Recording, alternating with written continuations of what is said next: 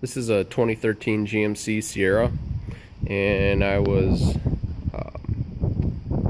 thinking about putting on an exhaust system, so I figured I'd try out a muffler. Well, I just might keep the muffler because I think it sounds pretty good the way it is. But here's the one I got. Here's the part number.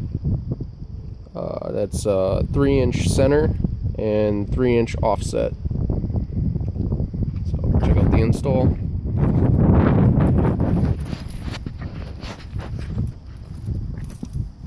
They had to add a few inches because obviously it was smaller than the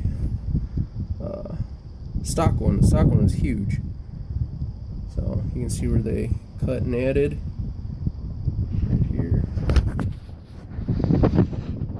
And also right here. Fairly simple if you know how to weld. We'll start it up so you can hear it.